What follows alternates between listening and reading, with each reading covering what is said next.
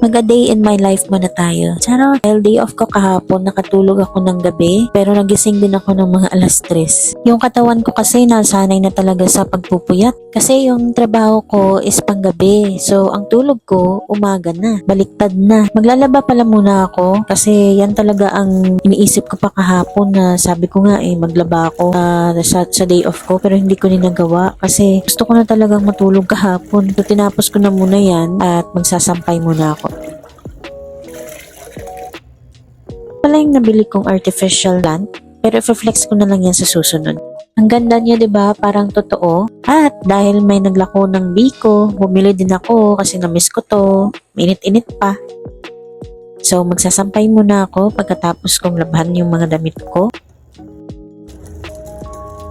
Naawa naman ako sa mga halaman dito sa labas dahil sa mga higad na sira.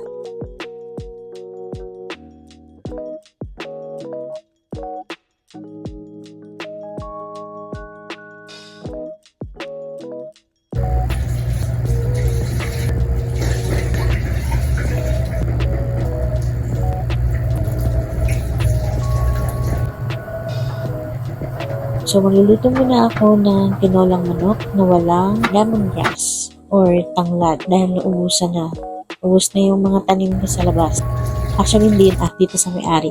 Yung mama ko nung nakaraan pumunta dito at tinaniman niya ulit kasi naubos na. So, tiis-tiis na lang muna na walang mabango sa tinolang manok.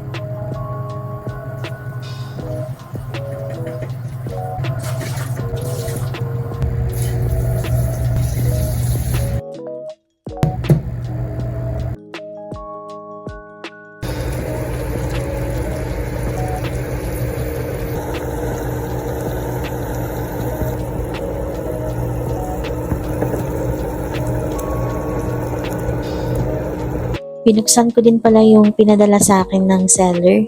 Maraming salamat dito. At ito na nga ang pinakahuli kong gagawin ngayon para makapagpahinga at makatulog na din. Ay, salamat at tapos na din ako sa gawaing bahay. Tapos na din ako kumain. Tapos na din ako mag-shoot kanina ng mga kailangan kong i-edit. Natutuwa ako at ang gaan-gaan sa pakiramdam na makita mo yung bahay mo na malinis, maayos, organized. Alam mo yun?